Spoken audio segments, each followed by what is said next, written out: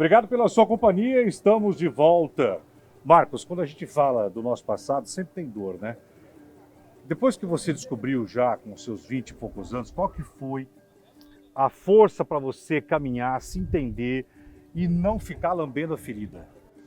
Geraldo, a força que eu encontrei foi na referência da minha esposa. Eu conheci a Margarete com 17 anos, ela já era cristã evangélica e me convidou para fazer parte de algumas celebrações na igreja que ela frequentava. Eu fui lá de curioso, como sempre acontece, e ali eu tive uma referência de superação, de mensagem positiva, de pensamento positivo, de que era possível superar.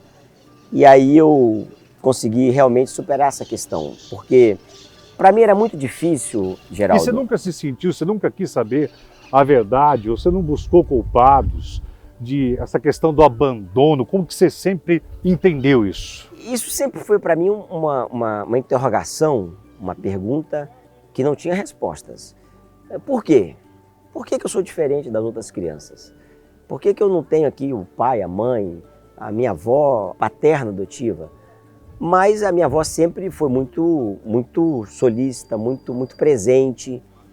E a minha única dúvida era por que eu não tinha uma referência de pai e de mãe. E quando que ela te contou isso? Com que idade que você... Não, como eu falei no episódio anterior, eu cresci já com essa referência. Todas as vezes que perguntavam para ela quem é esse menino, ela dizia, filho de criação do meu filho que eu estou acabando de criar. Mas, para mim, assim, é uma coisa difícil de explicar. Como você falou, sempre tem dores, sempre tem feridas. E eu acho que eu superei isso num dia. Você sabe, e quem acompanha a minha história nas minhas redes sociais, no meu site, marcospereira.com, não tem .br, sabe que eu fui vice-presidente da Record TV. Na época era TV Record. E eu recebi um título, Geraldo, de cidadão benemérito da cidade que eu nasci, Linhares, interior do Espírito Santo. E só tinham 5 pessoas naquela noite que estavam recebendo, pessoas que tinham nascido naquela cidade, que tinham se destacado de alguma forma e que estavam recebendo o título de cidadão benemérito. E uma dessas 5 pessoas era, além de mim, a outra pessoa era a dona Mariquinha, a dona da pensão e a mulher que foi a parteira que fez o trabalho de parto que eu nasci.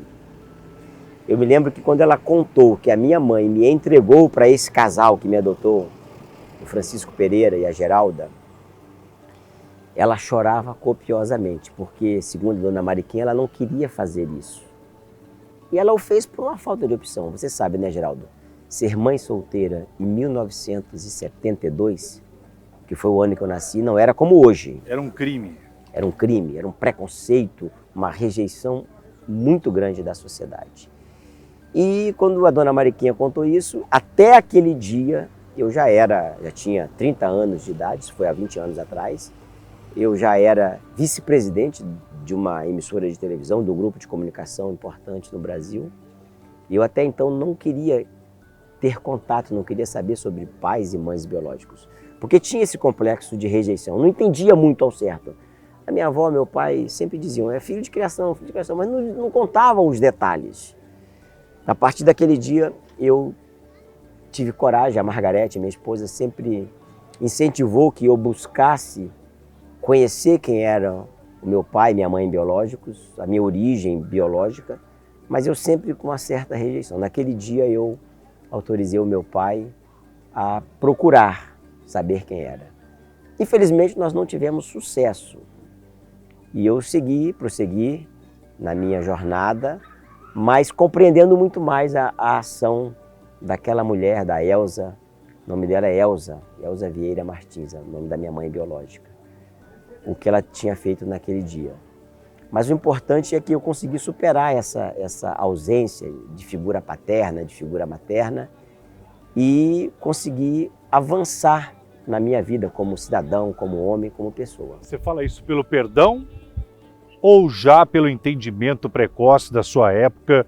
Isso que é bom, banco de praça, né? Quando você senta, a melhor coisa, você quer tirar qualquer rancor, quer descobrir de uma pessoa, vai no banco de praça, senta uma pracinha que é coisa do interior, uma coisa mais gostosa do mundo. É por isso que eu falei, Marcos, vamos para o banco de praça, porque todos nós temos histórias em banco de praça, da nossa infância e tudo mais.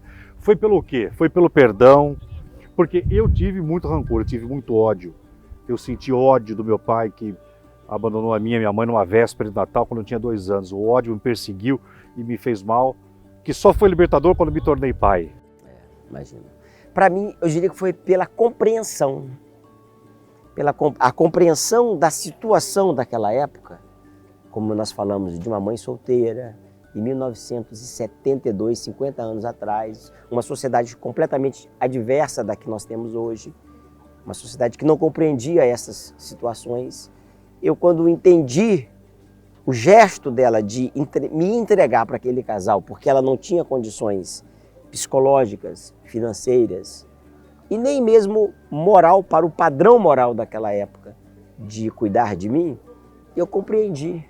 E compreendendo, obviamente, que eu perdoei. Até porque nós que somos pessoas que temos fé, a gente tem que exercer o dom do perdão, né, Geraldo? Não é fácil, não, mas...